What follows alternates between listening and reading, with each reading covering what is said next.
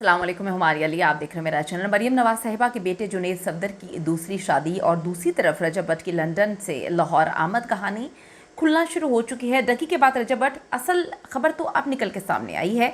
अब रात गए रजब भट्ट पाकिस्तान आ रहा है। क्या पाकिस्तान आमद मुतवक्के है? रात गए जुनैद सफदर की दूसरी दुल्हन कौन है और शादी की तारीख कौन कौन शिरकत करने जा रहा है, तमाम तफसीलात आज के व्लॉग में, जो किसी ने आपको नहीं बताया हम बताएंगे। रिक्वेस्ट है चैनल को सब्सक्राइब करें, वीडियो को आगे तक मुलाहिजा ज़रूर फरमाइएगा। लाहौर में जी इस वक्त दो इंतहाई गर्मा गर्म जो ख़बरें हैं वो वायरल हो रही हैं, वो ज़ुबान ज़द-ए-आम हैं। एक शादी की और दूसरी जो है वो बर्बादी की खबर कह लें।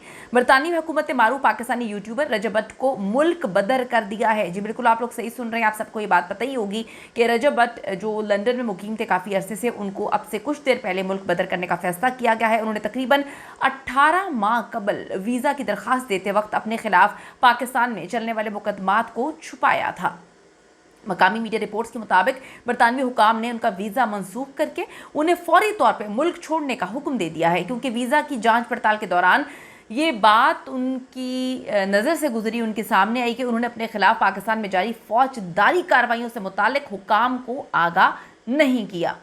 अब लंदन में मारूफ सहाफ़ी मुर्तज़ा अली शाह ने एक वीडियो रिपोर्ट में कहा कि बावसूख होम ऑफिस और कानूनी ज़राए ने बताया है कि रजब भट्ट को बरतानिया की काउंटर टेररिज्म इंटेलिजेंस एजेंसी ने गिरफ्तार किया था। उन्होंने कहा कि रजब भट्ट और नदीम नानीवाला, जो नदीम मुबारक हैं, दोनों को हिरासत में लेकर तफ्तीश की गई थी और इन पर बरतानिया में कई गैर कानूनी सरगर्मियों हत्ता कि दहशतगर्दी से मुतालिक इल्ज़ामात की बुनियाद पर शिकायत थी।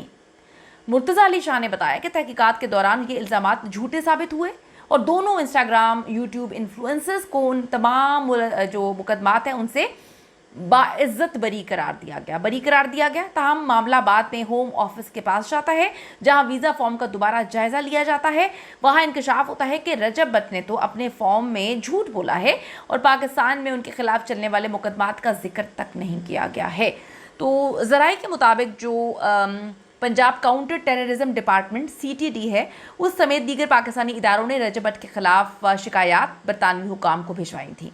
अब देख लें कि वज़ीर दाखिला जो मोहसिन नकवी साहब हैं, लंदन लेने तो किसी और को गए थे, लेकिन अब बात यहाँ पे यह है कि रात की फ़्लाइट से अब पाकिस्तान आ कोई और रहा है। रजब भट्ट बरतानिया का वीज़ा एकदम से मुस्तरद, क्या वो तैयार थे? बिल्कुल भी तैयार नहीं होंगे, उनको इल्म भी नहीं होगा कि उनके साथ ही सब कुछ किया जाएगा। तो रजब भट्ट बरतानिया का वीज़ा मुस्तरद होने के बाद आज रात 11:15 पे न्यू इस्लामाबाद इंटरनेशनल एयरपोर्ट पहुँचेंगे।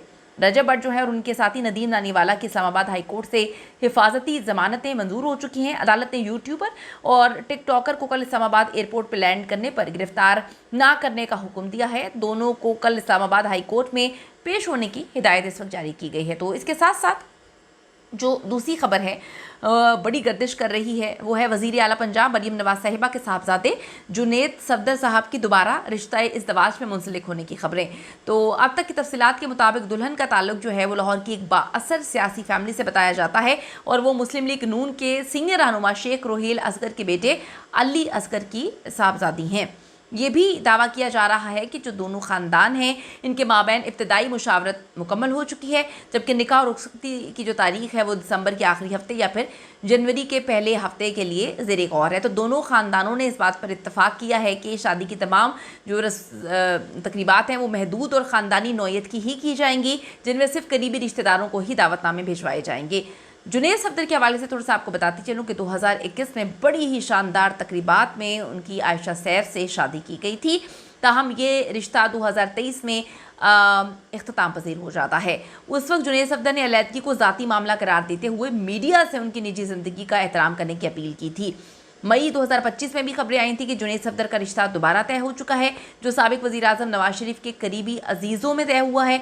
कहा जा रहा था उस वक्त कि जुनैद सफदर साहब की शादी नवाज शरीफ के रिश्तेदार की पोती से होगी, लेकिन ये बात आई गई हो गई, इस पर जो है कोई फिर डिटेल्स नहीं आई। और अब फिर जुनैद सफदर की दूसरी शादी के हवाले से काफ़ी ज़्यादा खबरें सामने आ रही हैं। शेख रोहेल असगर ने शहबाज शरीफ के दौरे हुकूमत में वज़ीर आज़म के मुशीर की हैसियत से वफाकी वज़ीर के बराबर जो ओहदा है वो भी संभाला हुआ है। उनके जो साहबजादे हैं खुर्रम रोहेल असगर मुस्लिम लीग नून यूथ विंग लाहौर के सदर भी रह चुके हैं, जबकि उनकी बेटी आयशा रोहेल बरतानवी सियासत में सरगर्म हैं।